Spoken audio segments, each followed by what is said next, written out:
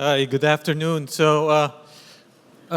panel, I'm going to ask a few questions, and then I'll leave quite a bit of time for you folks to ask our panelists questions. So pay attention when they introduce their project and describe their project. Quick note, for the last 5 years, I've been hosting a podcast called The O'Reilly Data Show.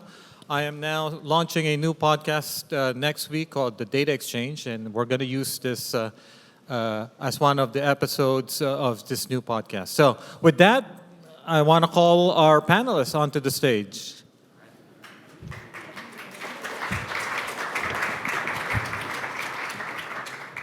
So I think what we'll do is we'll start by having you folks introduce yourselves and the projects that you're representing in this panel. Hi, my name is Tobi Knaup. I'm co-founder and CTO of a company called Day2IQ, which you might know as Mesosphere as well, because we changed our name in August this year.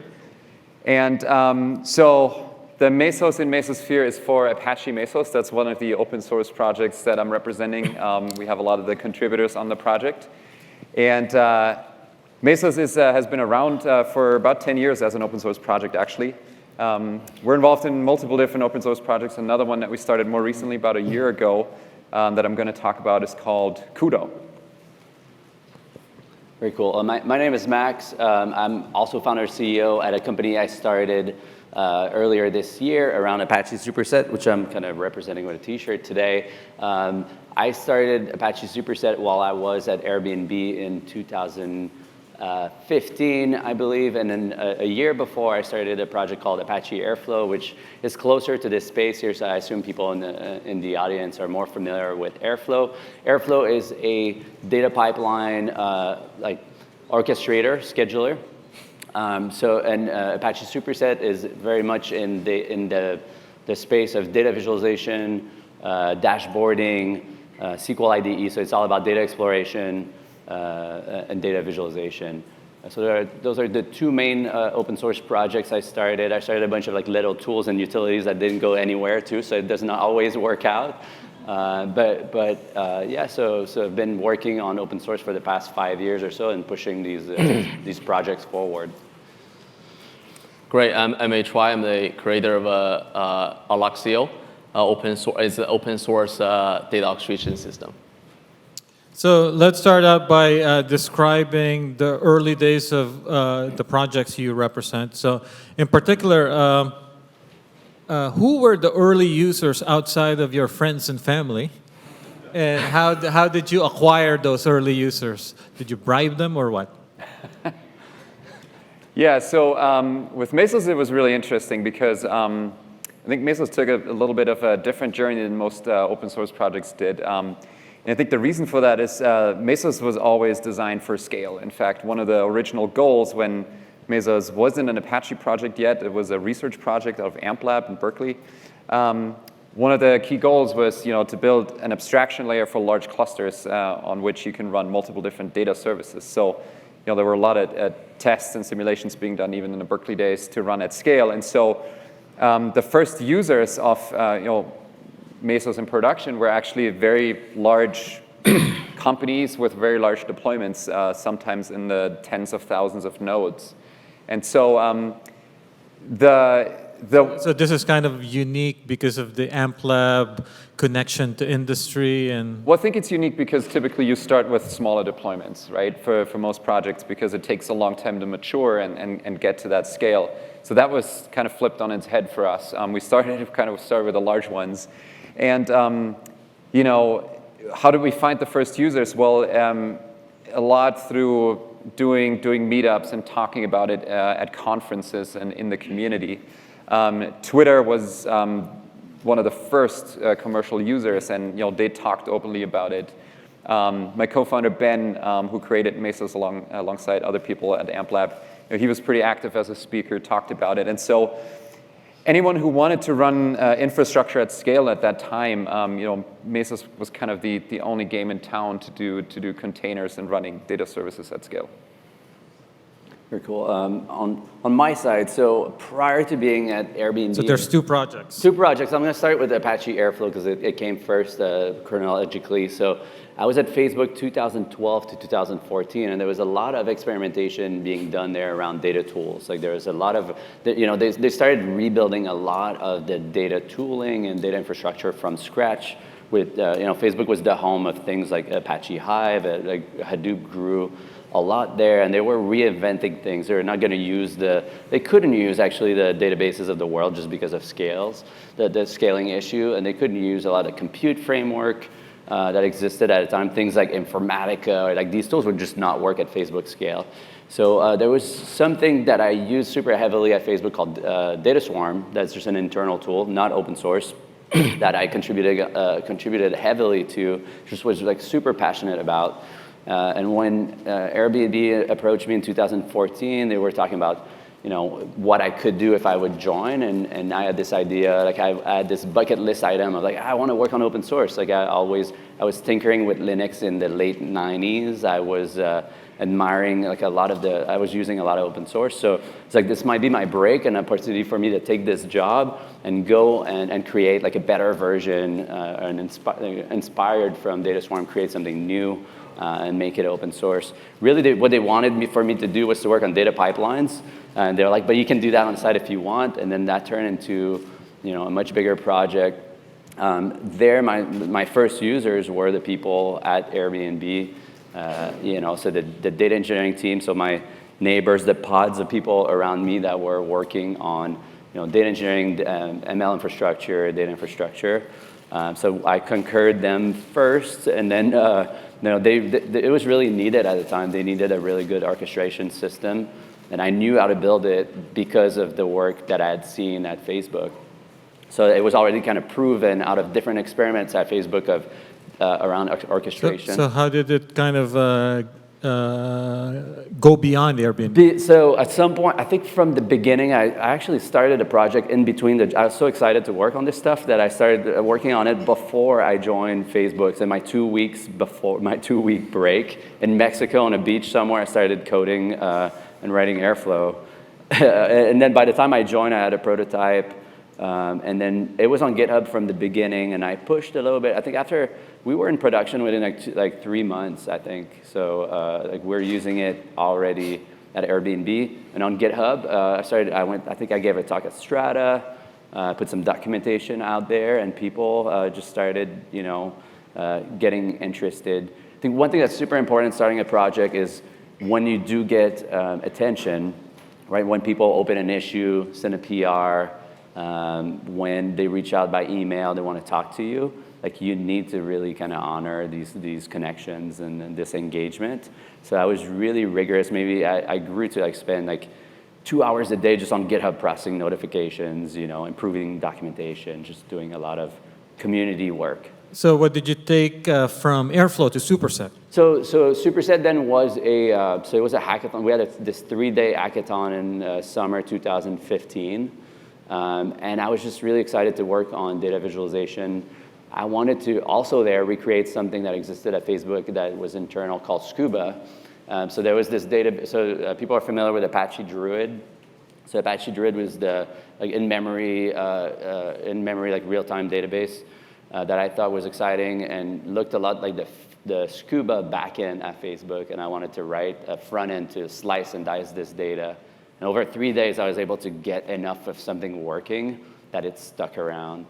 And then we started using it a little bit as a POC on Druid at Airbnb. And eventually, I made it work with Presto, too. So then, Presto was really the database of choice. Most of the compute, most of the scanning of data was done in Presto. And that really took off from that point because it was so hard to get data into Tableau extracts internally at Airbnb. So it was the Presto community that I that were the early adopters. So the first communities to onboard was it was the first. I think there was no other way to visualize data out of Druid at the time. So the Druid community really kind of took on the project and started playing with it. And then when I extended to Presto, it just became something that more people started looking into and getting excited about and playing with it and ultimately contributing and just making the project grow. Yeah. HY. So we started Alluxio back then called Tachyon at UC Berkeley as a research project. And I just finished my first year at Berkeley in the lab, in the AMP lab. And before the summer starts, we had a lab retreat. I think we went to Santa Cruz. And at the patio, there's several people talking together.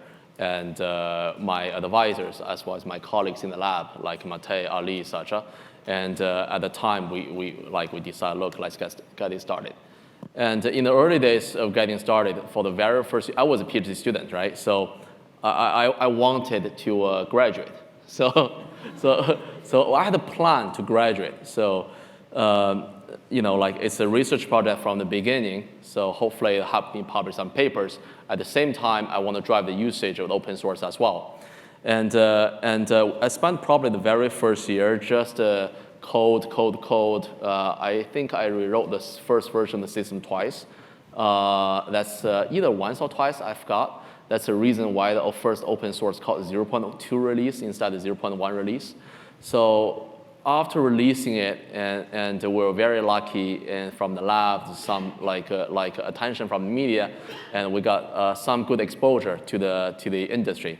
And then some people started to try it out, and not my family, and they probably never use this software, and it's not, it's just all the people around the globe, and when they Yahoo was an early user. Right? Yes. But when they tried it out, I remember the first post in our user forum is that your software doesn't work.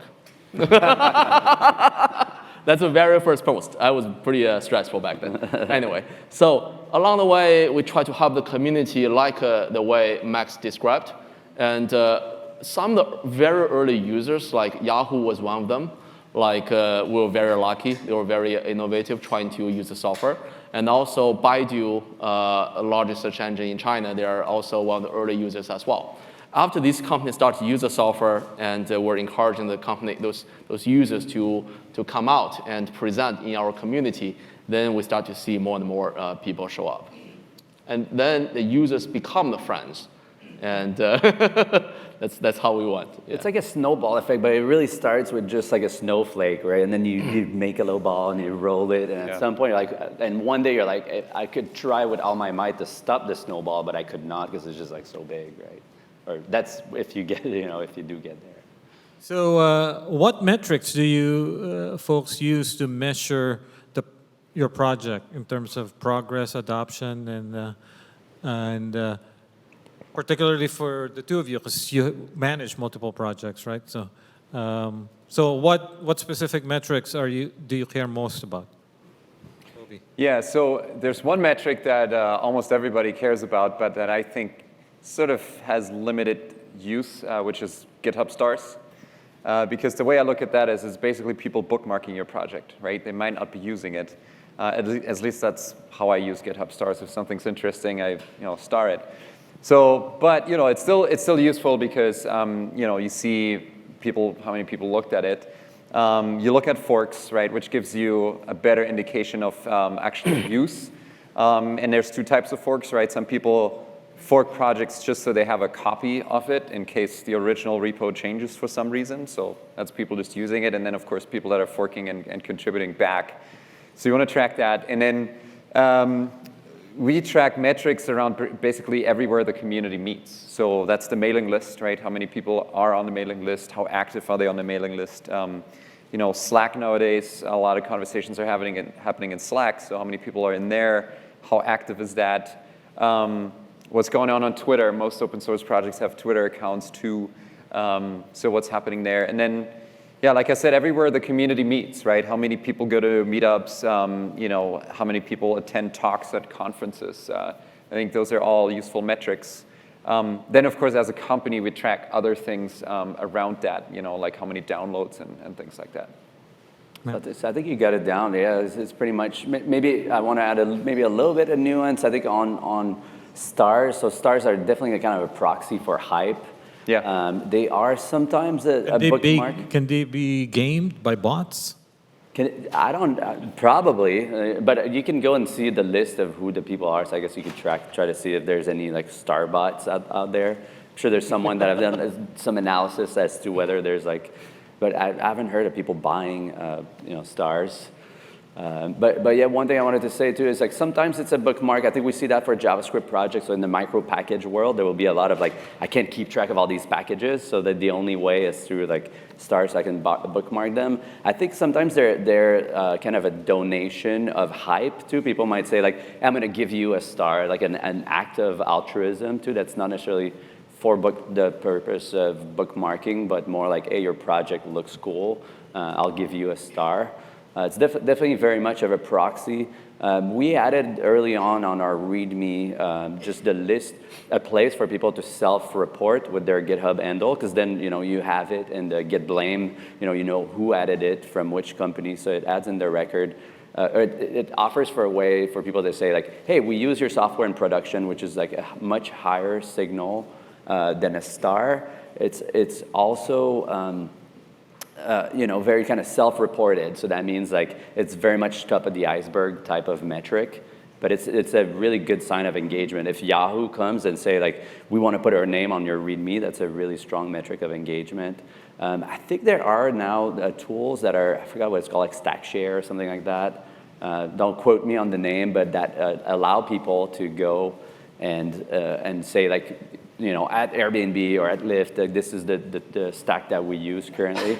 That's really, if you think about what you can do for open source and you're like, I'm not contributing or I don't have the right to contribute, my company won't let me or whatever, it's good to get involved, and that may be a really good way to get involved too, to first like report what you use. That's a good way to, give a little bit of traction and love to the projects that you use.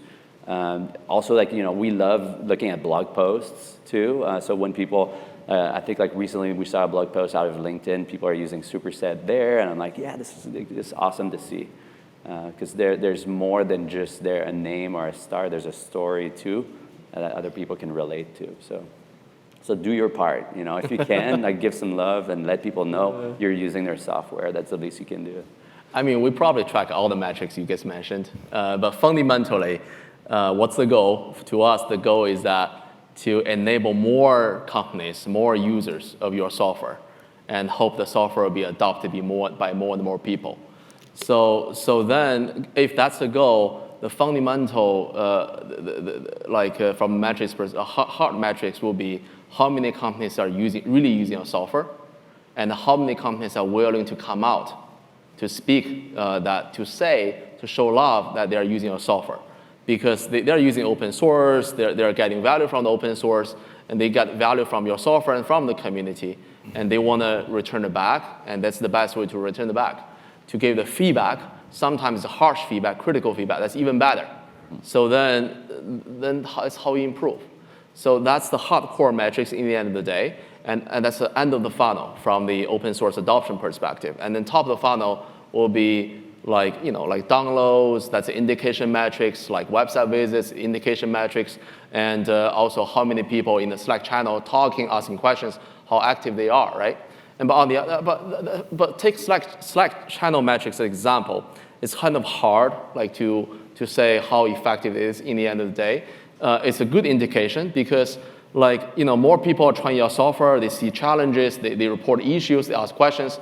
But on the other side, while they are reporting the issues, you want to fix the issues. While they are fixing the issues, next time when people don't see the issue, they do not report it anymore. And that will reduce the activity on the Slack channel. But you want to see the new issues on the Slack. Is it good to have a lot of issue reporting? Maybe, maybe not. That means people are engaged, but that means you have a lot of issues too. So I don't know. Yeah, exactly.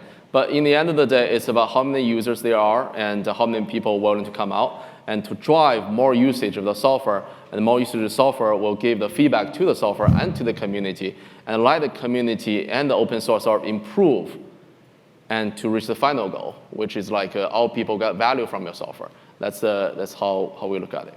Yeah, actually, to that point, I'm actually surprised that many open source projects don't have a powered by page, right? So powered by Superset, where they have all the logos, because if you're evaluating these projects, you're trying to gauge whether or not they're actually being used.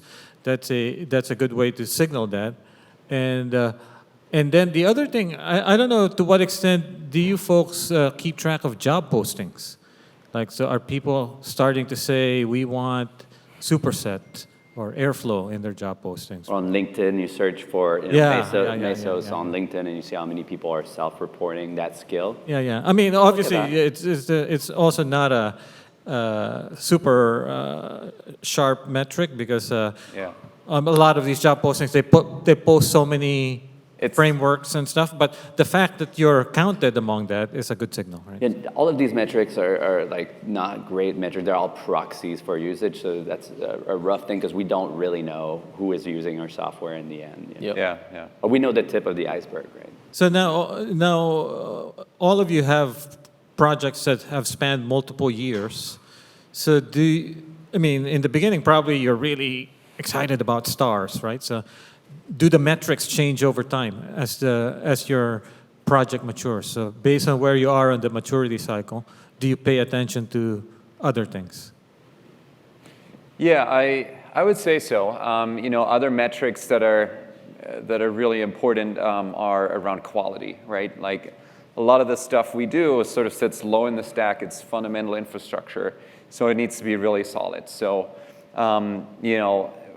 And it's not so much about quantifying that, but just making sure you follow a good process, making sure that committers have vetted, that code reviews are done properly, and also I think what happens over time also with any project is people are finding new use cases, right? They want to take the project in different directions, right?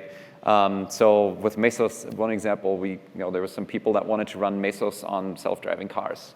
Right? Should we take it there or not? What does that mean for the rest of the code base and all the other users? So I think you start building more metrics and you start tracking quality more over time. So I think it definitely does change.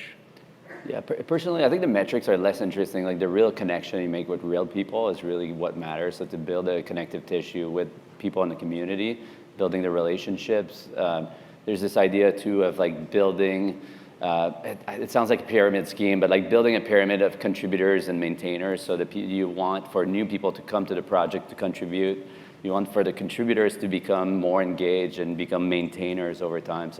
And by the way, contributing also includes contributing to documentation, right? Oh yeah, good documentation, commenting on issues, but you want people to kind of become more engaged with the project over time and to feel, you can think of, I'm a data viz guy, so I'm thinking like, there's like kind of a curve of involvement of someone in a project, right? And you want to kind of extend their engagement and to make it go higher and last longer too. And that's done by giving love, so just being present and helping them, empowering them to contribute. I think that's really important. I think one question, or I'd like to like redirect a little bit the question too. So there's this question of like, how do you grow and maintain, sustain like really big open source project, which is kind of the problem we're dealing with.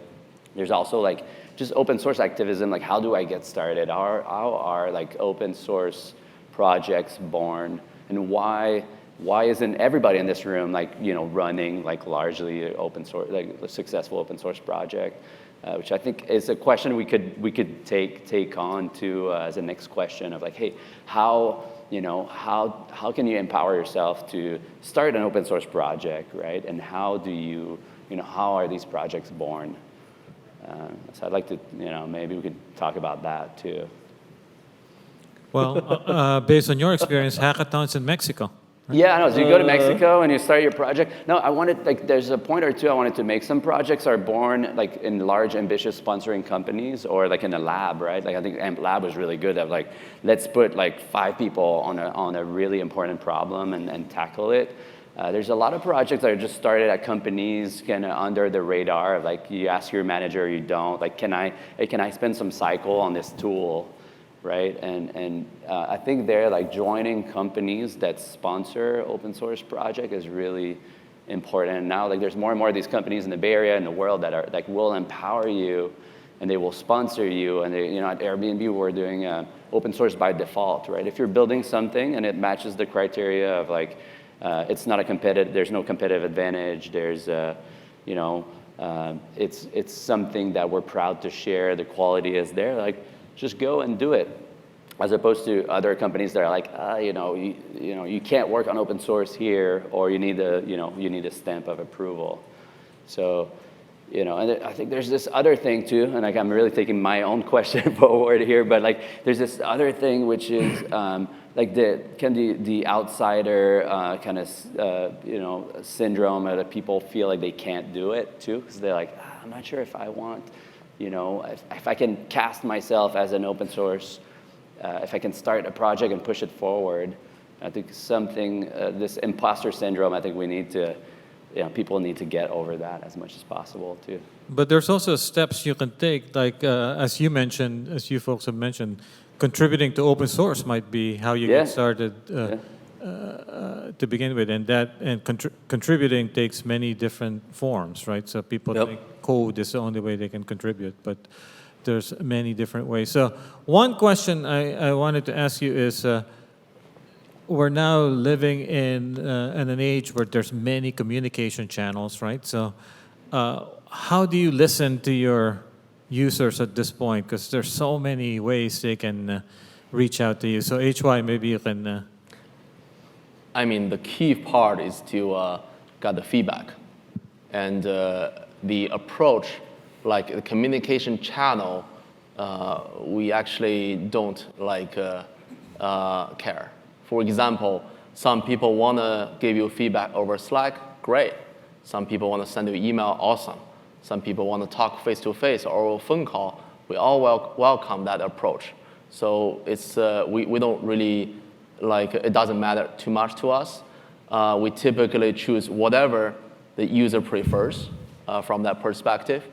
And it's very interesting that finding a different region in the world, they like different way of communication and different way of providing feedback. And some people use a phone call, some people use video call, some people use email, don't want to have a call.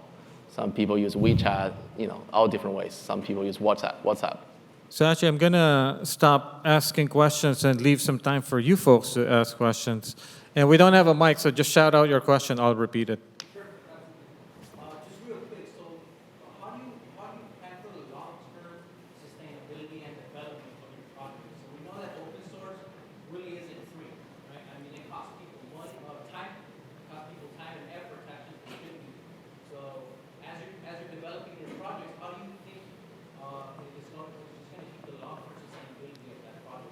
So the question is, how do you plan for long-term sustainability of your project, given that it takes time and resources? Yeah, I think, so let's assume you have a successful project, you have a healthy community. I think you have to start, distributing the ownership, distributing ownerships of different pieces of the project to other active community members. So, I sometimes see that done wrong, where the creator of the project wants to hold on to everything, and it's sort of the genius with 1,000 helpers model. But the really successful projects and large projects, they always find a way to split up responsibility, whether that's through different people owning different parts of the code base, or on very large projects, there's special interest groups around certain aspects of the project. So I think that's the key. It's just decentralized decision making and ownership. Yeah, and it's a community, right? So if you think of other communities that are not open source community, how you make those sustainable? And I think it's not that different, really. So it's about some specialization, having some people that are stronger at different things and that want to work together, and think about their legacy too, because as I said earlier, people are not going to be always engaged for life in a project. There's life cycles there of engagement. So I think it's important to constantly onboard people, keep them, push them to become more engaged, and to work together. Of course, the three of you all started companies too, so let's... Yeah. So that's DC funding is another one. Yeah. So definitely capital can really help sustain open source projects too. So I believe that, and that was clearly my intention starting a company too. So I think open source project kind of left, I wouldn't say left to themselves, but like without capital and without kind of a mothering or like a parenting kind of organization can be difficult because there's some tasks that people don't really want to do, release management and things like that. Quick question. So you guys speak to kind of the role of foundations in the growth or even like the beginning of your projects. Obviously, the Apache Foundation is well represented here, but there are other foundations, or can you even do it without a foundation? What is kind of the dynamic between that and the health of your project? So the question is, what is the role of foundations and in terms of sustaining a project and the other administrative issues surrounding a project? So let's ask HY. I mean, in the end of the day, the question we ask is, what's the goal? And with the goal defined, there are many different ways to achieve the goal, typically. And I think this is related to the previous question, how to make the project long-term sustainable. If long-term is 100 years, I don't know, like probably nothing's sustainable from that perspective. Every software will be gone. And but for a reasonable time period of time, like decentralization is one approach, centralization is another approach, and there are all different ways to do this. And foundation will be an important role with the fundamental approach. You say either centralization or decentralization, you can all set up foundation around it. Like that's just my view. And in the end of the day, with the strategy there, what you want to achieve in the long run, and what's the basic methodology framework there, you can, I believe, if you think it through, sort of, you probably can get it done. And to the gentleman's question, can you have a flourishing open source project not backed by a software foundation? You can definitely have a very flourishing open source software with a foundation, without a foundation, with a company, without a company. It's all possible. I think like a key word that we're missing like right now is like governance is really important, right? And like different communities need different kind of governance. And then different software foundations have different governance templates or models, right? So the Apache Software Foundation's got a really kind of opinionated governance model that's very strict, maybe too strict for many. And then maybe it was the right level of strictness or governance in the early 2000s. I think Linux Foundation is a lot more like bring your own governance. But I think it's about governance, and you don't necessarily need a software foundation to govern properly. Yeah. I think it really depends on the project. Governance is a great keyword. I'd also say neutrality, neutral ownership, neutral governance, depending on the project, right? If you have something that a lot of other folks are building on top of, even building businesses on top of it or around it, neutral ownership that's not owned by a single company is really important in those cases, and that's what I think the number one thing that a foundation probably provides. They provide many different things. I think they can also provide infrastructure, hosting infrastructure, test infrastructure, stuff like that for the project. And then depending on the foundation, this is where they're really different.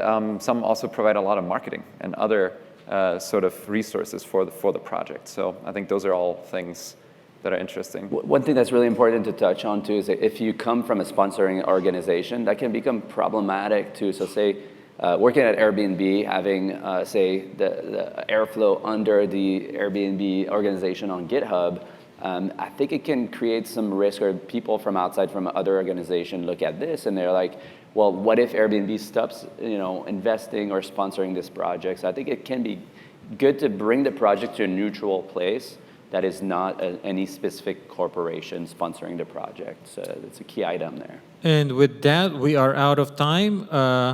Let's thank the panelists, and also I think most of them will be around, so if you want to come up and ask them questions in person, feel free to do so. Thank you. Thank you.